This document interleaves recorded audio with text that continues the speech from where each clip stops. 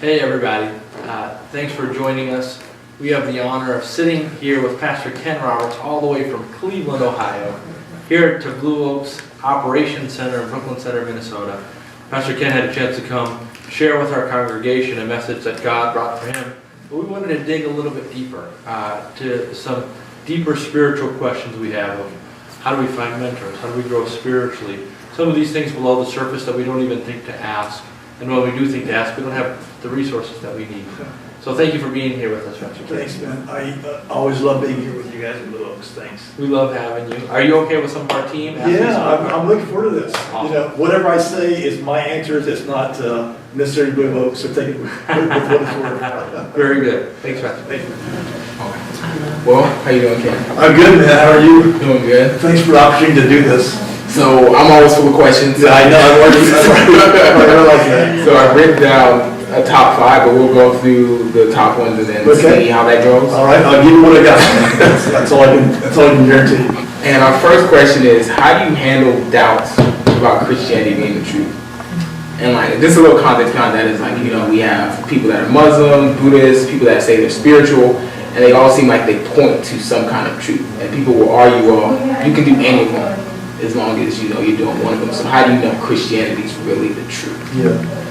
Well, I think the evidence in a couple of different ways. And you and I were talking about it earlier. Yeah. And I think oftentimes a lot of us do go through a crisis of faith. You know, and I think that's a good question to continue to dig down into. Yeah. From a historic Christian response to that answer would be, you know, in different ways. Yeah. One would be what's called really just the creation of nature that tells us something in general that there's something beyond just ourselves. Okay, so that's one thing that the Christian worldview says. That's one way to think about it. That there's got to be something beyond us just by looking at nature, the laws of nature, the beauty of nature, etc. The second thing would be from evidence would be the Bible. And you know, the Bible, when you study the Bible, people who say that the Bible has errors in it or that you can't trust the Bible are usually people, not always, but oftentimes people who have not studied it in depth. There are some areas where are tricky, but the overall theme of the Bible that was written over hundreds of years by, you know, 70-something writers that had no connection in any way, when you begin to study that element of the Bible, you realize there's something supernatural about that. No author, no literary process could ever do what has been put in the Bible. Okay. So even if you took small errors, and there are some errors, there are some things that seem to contradict one another, but those are the 0.1% of the overall main themes of Christianity that do not contradict one another. So I would say that's the third thing. The second thing. The third thing, you know, just is the whole thing about really that Jesus Christ, a man, came upon the earth, died upon the cross, and the resurrection is one of the most verified historical facts that have ever happened. So this isn't just some type of a religious mystery or myth that other people have perpetuated. And again, even many of the historical documents now, you know, and archaeology has proven many of the things of the stories around Jesus' life. So again, that's the third one. I would say the fourth one is really the undeniable fact of the history of the church. And again, the history of the church has, you know, it has marks on it that aren't that great. So we can't erase those and should act like they haven't happened. You know, some of the things that have happened throughout the history of the church. But when you look at, again, the church throughout all, you know, the decades, the thousands of years, in different places around the world, where people have stayed in the middle of persecution in their faith, and that the church is still alive, you know, after this time, is another fact for me. And I would say the fifth one then is my own transformational experience through Jesus Christ. And for many people, that's an undeniable thing. People just haven't made that up. They were going in one direction, and and usually in a way of, self-destruction and self-centeredness. And through this encounter by grace of Jesus Christ, their life dramatically changed. That's my story. That's my wife's story. I can tell you my wife's story. She had traumatic, she was getting ready to kill herself, and that's how actually she came to Jesus Christ.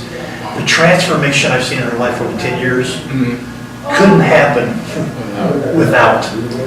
So those are 5 things, and then there's a 6th thing that the Bible really teaches us, is that when we are saved, God's Spirit comes into us, and that Spirit witnesses our own conversion.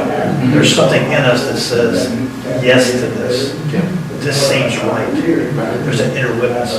So if you took those 6 things together, and just put those 6 things together, and compare those to other faiths, that's enough evidence for many people, internally and objectively, and over history, to say that there are many religions out there, but Jesus Christ, we do believe, is the way. And there's a way. That's the evidence of it.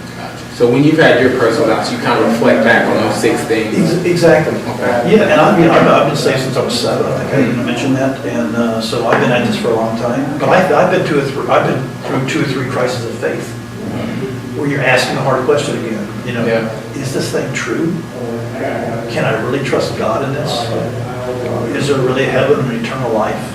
And I don't think those things are negative. I actually think as you work through them, you strengthen your faith, and you go to deeper levels of your faith by being authentic when you're dealing with crises of faith.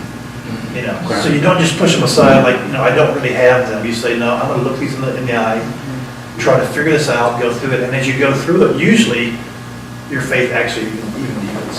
Some people are threatened by crises of faith. I'm not sure we should be. That's good. Good questions. The next one would be, this is a big one. I think this is one that one wasn't big? I think this was bigger. I think this is bigger. When you'll hear people talk about faith when they're young especially, and you'll think, well, if I become a Christian, that means I have to give up, maybe getting drunk, going to parties, having sex, being gay, or whatever it may be. It seems like an all or nothing when you have faith with God. So is it possible to grow with God and still have those accepted reoccurring sins? Like, well, I know I love God, but I still like to get drunk. I still like to have sex. I still want to be gay. Like, is that possible to do both at the same time? Yeah. I would say for maybe a short amount of time it is. But if our desires haven't changed, I would seriously ask the quality of our conversion. That doesn't mean that things go away as soon as we're saved. I think that's where some people, kind of are confused. Like, okay, I still have this feeling, I still have this addiction, I still have this, whatever type thing. But biblically, what the Bible teaches us is that when we are saved, we are forgiven of our own sinfulness, our own waywardness. So that comes by grace. Yeah. But not only that happens, but we're given a new nature. And the new nature is only a seed. Yeah. It's only a seed, it's only an embryo. And then we have to take responsibility to water the seed. And what happens is many people, they get saved and they have an experience. They went out front, they prayed a prayer, whatever type of thing. Yeah. And they honestly probably receive, salvation and forgiveness. But they're now not watering the new man or the new seed.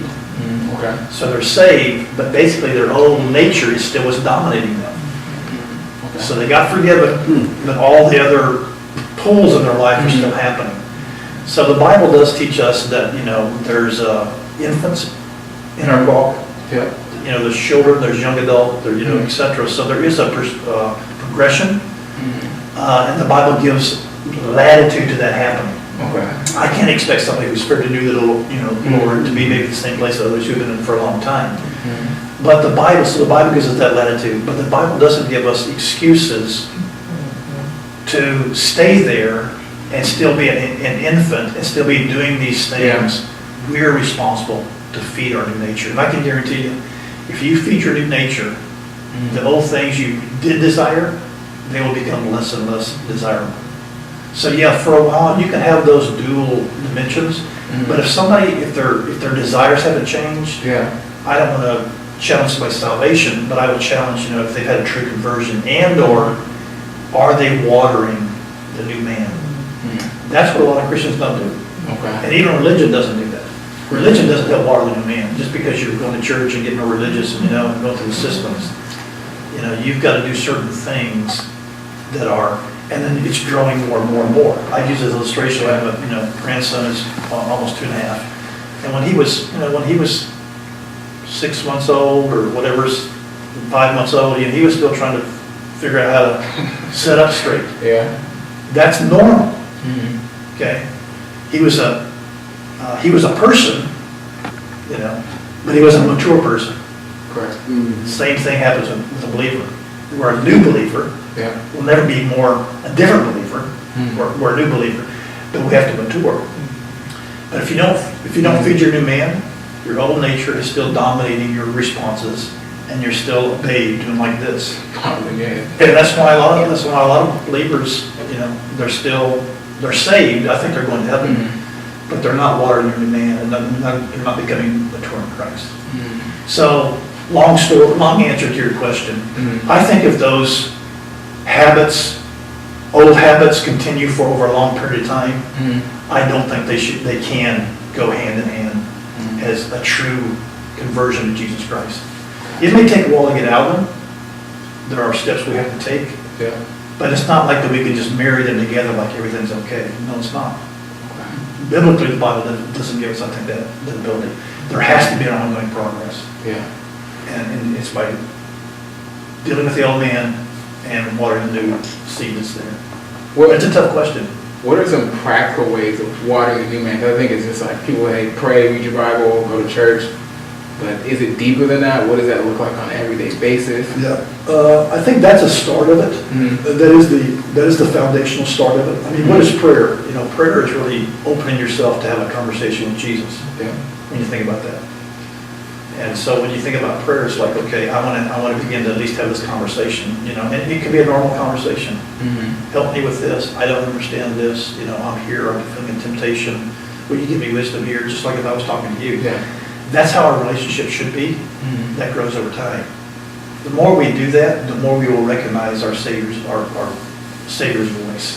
I have a friend who gives a great illustration. He says if he goes to a party and there's a lot of noise and people are talking and there's music and everything else, if his wife is talking in a different room that he can't even see, but he hears her voice, he knows where his wife's at. Why is that? Because he knows his wife's voice. Yeah. And our relationship with Jesus, it doesn't start that way, but the more we have conversations, the more we will know his voice. So I think prayer is significant in a way of defeating our inner man. But the biggest way really is the Word. That's what the Bible is actually, I think, given for. The Bible isn't only primarily given for theology. Many people think it is. Theology is there. It's a study of God, the study of man, etc. But really the Bible is given as food to feed our inner man so that we grow. That's why it's called, it gives it many metaphors, but that's why it's called milk. Yeah. Well, who needs milk? An infant. Yeah. But it's also called meat. Who needs meat? A more mature person. But it's not just studying the Word. Man, this is so critical. Studying the Word gives us a framework of what we should believe, but it doesn't necessarily feed our inner man if we're not applying it. And what I find that happens in the church world too often is the church has become too much of an educational model. We're doing a lot of teaching, a lot of Bible study, but we're not applying the Word or chewing on the Word to change our inner man. And that's a big difference. And I say this sometimes, facetiously. How many people do I know, who can quote half the book of Romans, but they're still as mean as your neighbor? Something's wrong with that. Understanding the Bible and just dissecting it for doctrine doesn't mean a whole lot if we're not drinking it devotion for the transformation. So I lean more toward the Word needs to be for our own chewing. So we're being fed, changing. The other thing with that I would say, and I know this is kind of a long answer, but then you have to practice it. Somehow in the church we've gotten away from practice, the idea of practice, because we think practice is either legalism or something, but the Bible is full of talking about putting on, putting off. And it's the idea of practicing. And here's what happens with practice. I'm given the Holy Spirit, Okay. so that's the person who gives me the ability to do it. I'm given a new man, a new nature, okay? I'm given the Word, which then renews my mind, so I have a different way of thinking. But then I have to practice. And if I practice, what do I do if I'm practicing? I'm simply bringing an alignment into the new nature that's already there. And many people think they don't have to practice. I mean, can I give you an illustration? Yeah. And I know we're a little, but my wife, who got saved at the age of 37, so she didn't come from a Christian background, was in an abusive situation for many years and was about to kill herself. Dramatically saved on the way to work. But all of her issues didn't go away. Yeah. And what she had to do was she had to meditate on the Word of God, feed her new man, and as she did that, then she would practice. And what she would practice the new ways of response and moving away from the old ways of response. I'll give you a very really easy illustration. She had a pattern of road rage. Okay. You know, and guess what? When she got saved, road rage didn't go away. Now, she had a couple different options. She could come back to church every week and ask for forgiveness and go down front and get prayed for. And that would have been a good thing, but it probably still wouldn't have. Even if she'd had a demon of road rage, if there is such a thing, and it got cast out, that would have been it would have dynamited something out of her life, but she would still have to practice the new way of life. Correct, yeah. So here's what she started doing. Her old way of life was when somebody was going slow, didn't turn on their blinker, I mean, you name it. I mean, she would go after them. You know, she's a mild, shy, you know, little person, but man, she would go after them. And when I was in the car with her, this was, you know, and I would see her do some of these things, man, she would just, you know, words and the whole bit, gestures and the whole bit. And she began to realize that obviously, as a follower of Jesus, that's not something that shouldn't be her new nature. Yeah.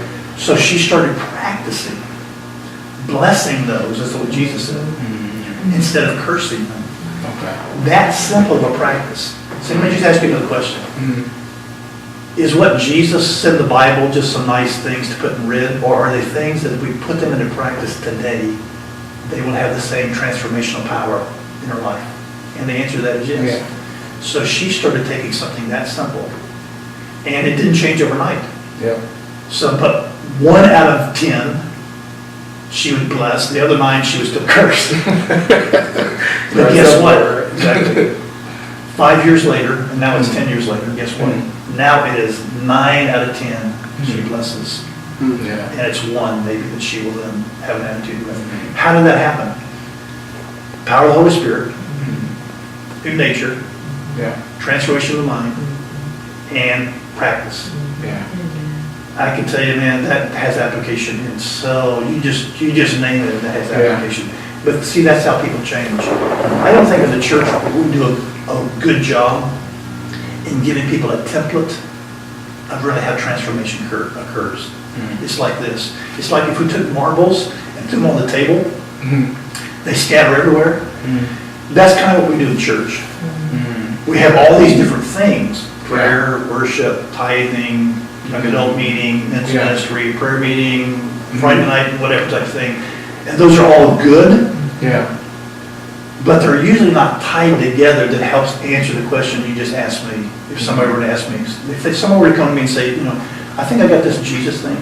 Yeah. And I'd like to become more like Jesus. Can you tell me how to do that? Yeah. I don't know that we can answer it. What we would tell them is make sure you go to the young adult meeting. Don't forget Bible study. You got to come Sunday morning, learn how to tithe. Yeah. You got a prayer meeting on Saturday morning. Again, all those things are good, but they're not a template that actually helps you understand how can I change and become more like Jesus. And I would say some of the things I just told you is connection with Him, hearing His voice, learning the dynamics of the Holy Spirit in our life, feeding the new man by renewing our mind. Yeah. No change can occur without transformation of the mind. Here's what's interesting. Even all the personal development literature, let's just take Jesus out of it. Yeah. All personal development literature will tell you the same thing. And they're simply borrowing the principle that God's already put in the planet.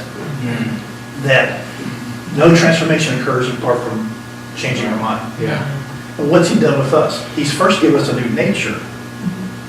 Then with the new nature, in Romans 12:2, he says, okay, be transformed by the renewing of your mind. Yeah. But here's another thing. Here's what I love about, just how God does these things. If somebody's forgiven, which is what happens by the cross, Yep. but they're not given a new nature, what will happen? They're returning. Exactly. So if we get to court and you did something wrong, and you got off on a technicality, you were pardoned. Yeah. That's the idea of, salvation. You were pardoned. You're no longer guilty. The judge said you're no longer guilty. But you've been a criminal for life. Your lifetime has been pretty much criminal. You're forgiven, but you're not given a new nature. What will happen? You'll be back in court 2 weeks. But God doesn't do that with us. He forgives us. Yes. He pardons us. Correct. Yeah. But he gives us a new nature at the same time. Okay. So that we'll feed the new nature, we won't be back in court. Powerful. That's good. Are you on the camp of reading spiritual books opposed to reading the Bible? Or do you feel like the main thing needs to be read your Bible, learn that? Because I feel like I'll hear people say, well, the Bible's confusing. What's a way to break the Bible down? Is it by listening to some of these new pastors like Stephen Furtick, Michael Todd, reading these books, or where's your stance on that? Well, I think the Bible's central. So, I definitely wouldn't put other things in place of, wanting to know the Word. And obviously, there's nothing wrong with reading other stuff. But here's what I would say about that, and it's going back to the question earlier. I think we need to see the Bible. There's a difference between studying the Bible doctrinally and reading the Bible devotionally. And many people don't make that distinction. Okay. Every believer needs to do both. Yeah. And to read and study the Bible doctrinally, that's where you're learning the truth of the Scriptures and the way they're presented. Okay. Why Paul wrote the way he did, what the context was, who his audience was, what he was really saying, so we're not just pulling Scriptures out, making our own doctrine.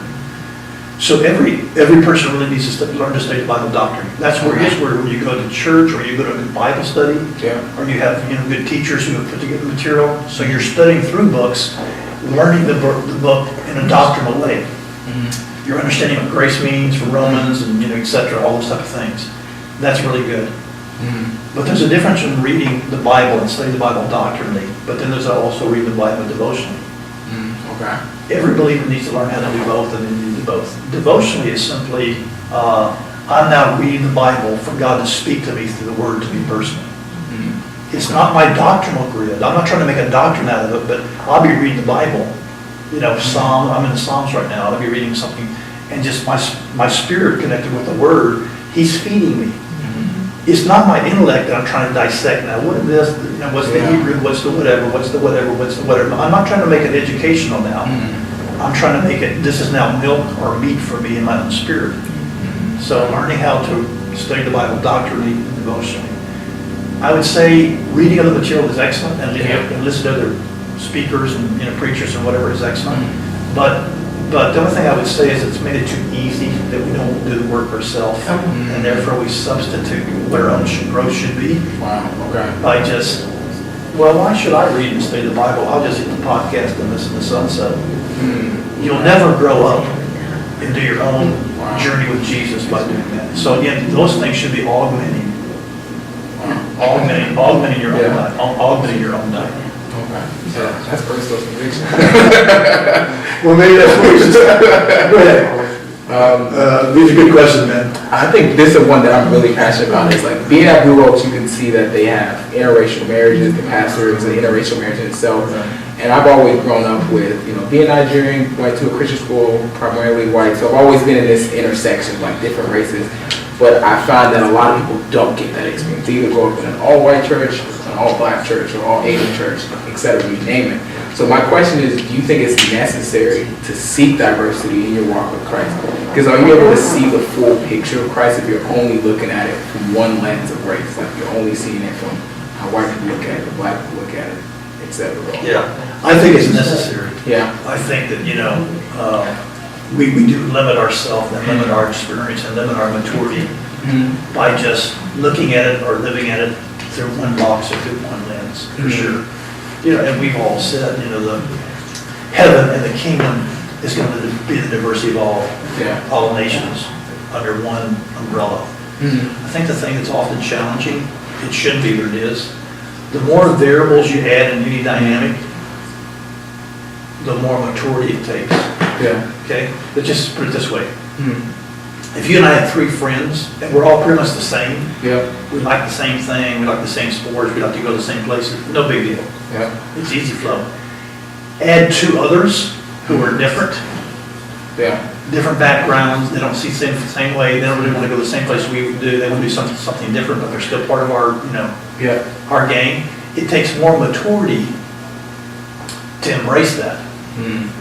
Add 2 more, and it takes more maturity. So what I think what oftentimes happens is the church world, at times, we're not mature enough to handle the variety. Okay. And so we all like our own little clone box. It's much easier that way. Yeah.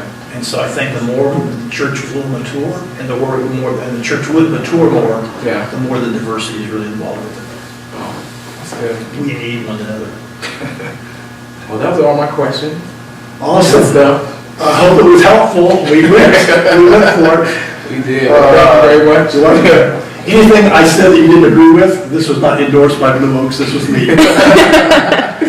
So my question is, how does mentorship play a part in our spiritual growth? Love the question. Jesus called us to make disciples. And discipleship has a lot of different definitions today, so it's kind of, when you throw the word discipleship out, everybody has their idea of what it really means based on kind of what their church did or whatever. But a good idea, a good image for discipleship is apprenticeship. In the old days, like in Europe and medieval days, you were apprenticed by somebody.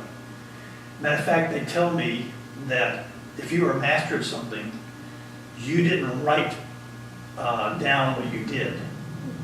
You could only show it. So if you wanted to become masterful as a carpenter or whatever type of thing, you had to then be an apprentice of the master to watch what they did and then to do it. And it's the same idea with really discipleship. And so discipleship is the idea of not only just a manual or a guide, like read this and then do it. It's more like, watching somebody do it. You can still obviously read about it, but it's also watching it, doing it. So I think that discipleship is, I call discipleship the first button principle. And it's like my shirt. If my shirt, the first button wasn't aligned right, it would be all out of line everything else. And the church tries to do so many things, and they skip over discipleship. And if you don't get discipleship right, nothing else is going to work. Because discipleship is the center of everything else that will come together if really people are becoming an apprentices of Jesus Christ.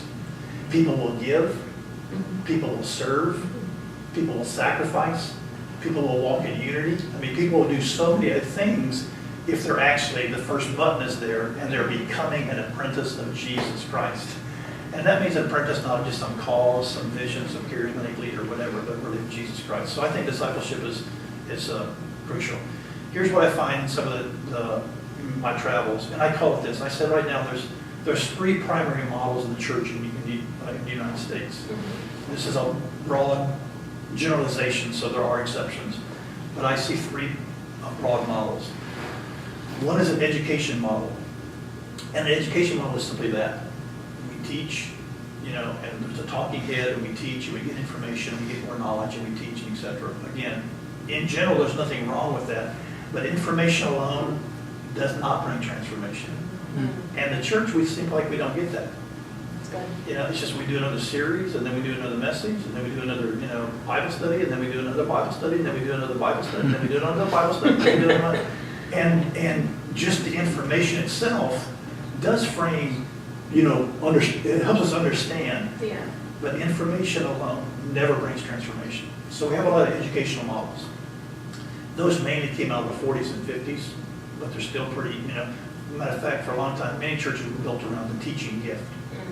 And again, that was a season, there was nothing wrong with that. So one is an educational model. The other model that I see that's around is what I would call the encounter model. And the encounter model, again, there's nothing wrong with these, but the encounter model is, we haven't had church, until 3 angels showed up and, 10 people were slain in the spirit, and we had, worship went on for 3 hours, and I'm being dramatic to make my point. Yeah. But like that church just has to be an encounter. And encounters are needed, and encounters are good. I love encounters with the Holy Spirit. But encounters alone don't bring transformation. They may dynamite something out of somebody. Yeah. They may start somebody on a journey. They may break an addiction in somebody's life. So I'm not playing them down, but encounters alone don't bring transformation. The third model that I see that's a model that's taking over a lot of the church world is what I would call the entertainment model. Come on.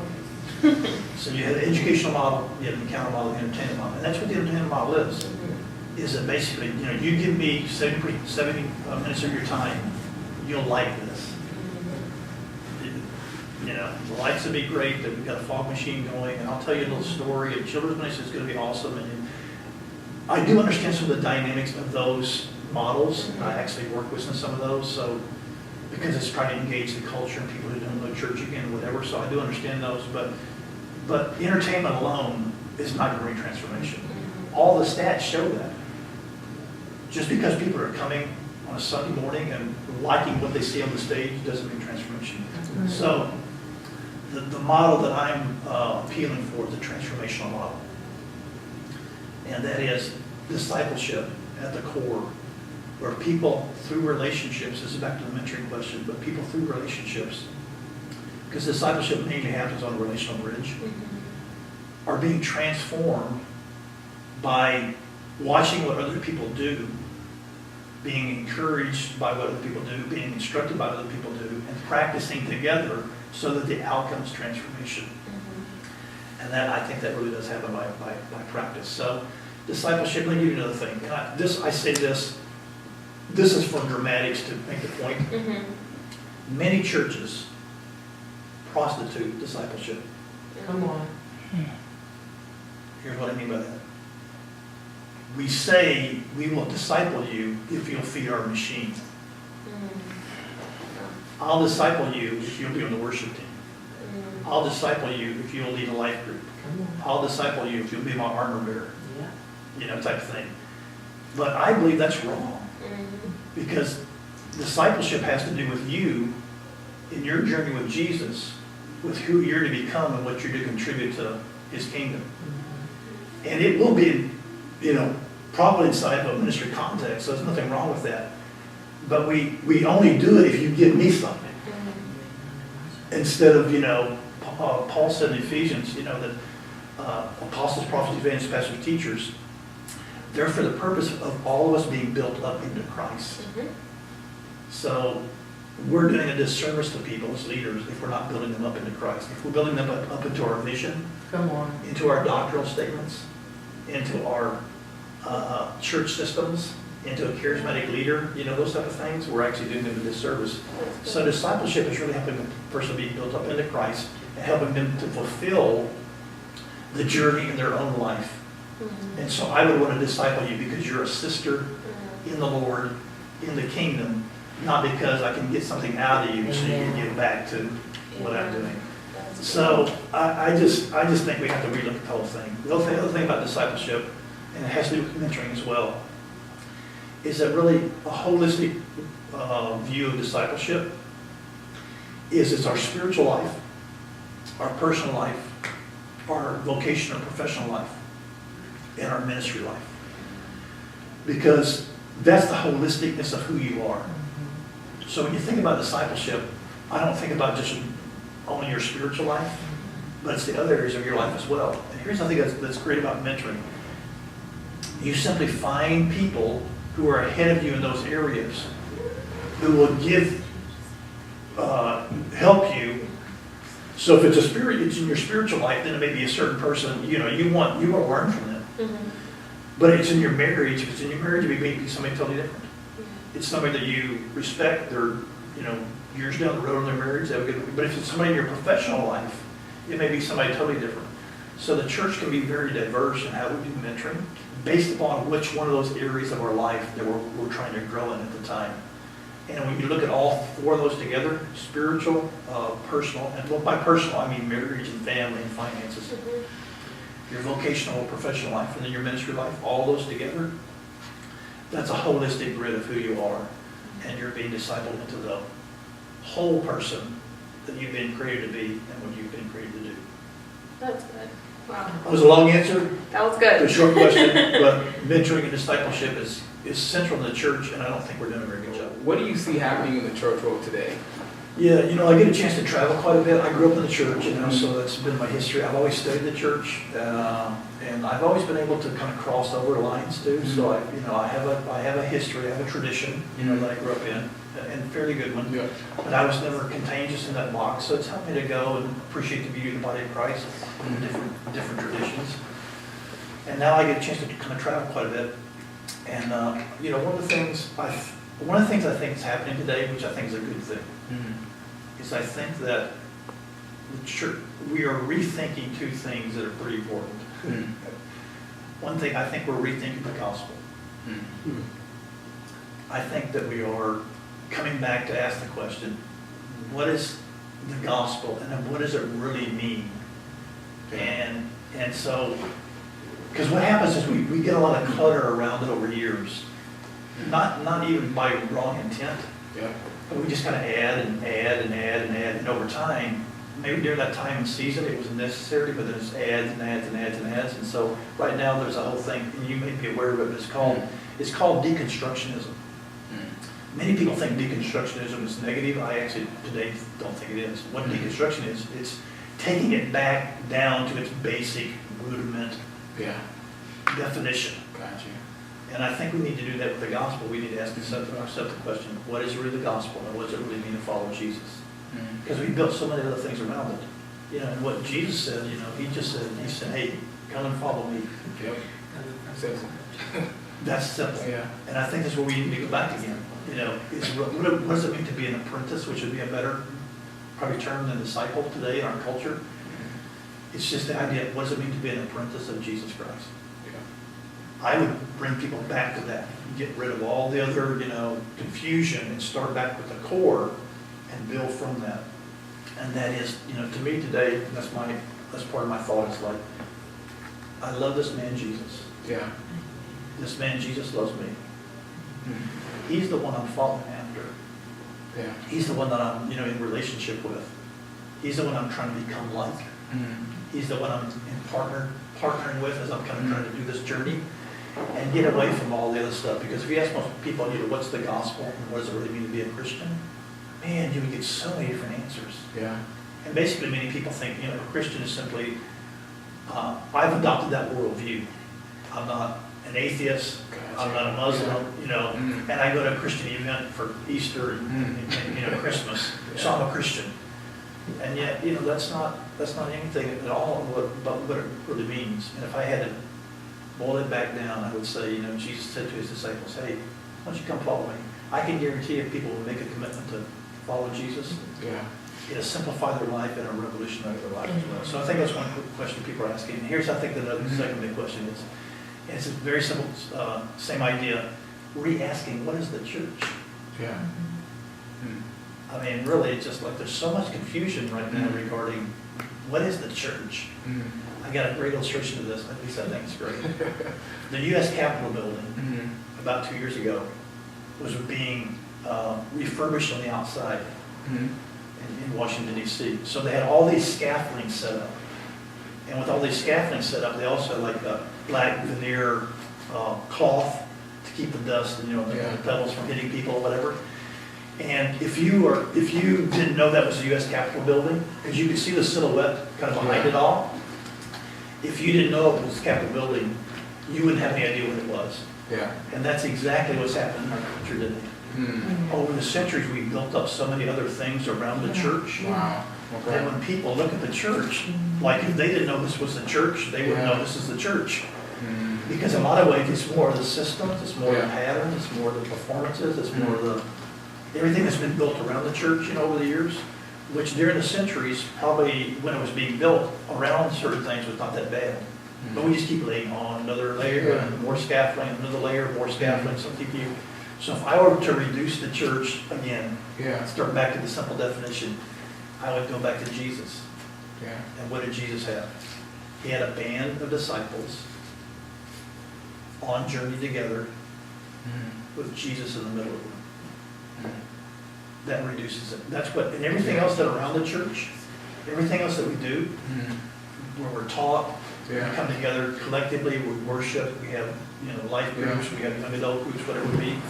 Those are all simply ways, conduits, to try to express, we are a band of disciples.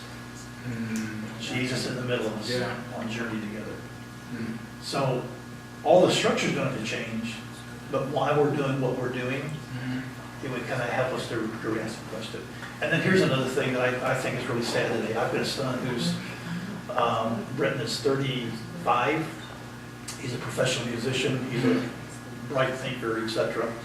And he went through his own, kind of crisis of faith, trying to figure out, he grew up in the church, of course, his dad being a pastor, trying to figure out his own journey. And he always stayed involved with the church, but he also plays in bands, and he feels as comfortable in other venue than he does at church. He needs worship at church, but he also plays in other bands. But he had to go through this process, and here's what was so heartbreaking to me, and I think many people can identify with this.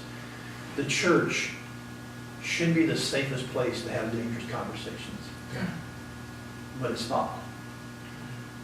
And so what happens is when you want to talk about issues regarding,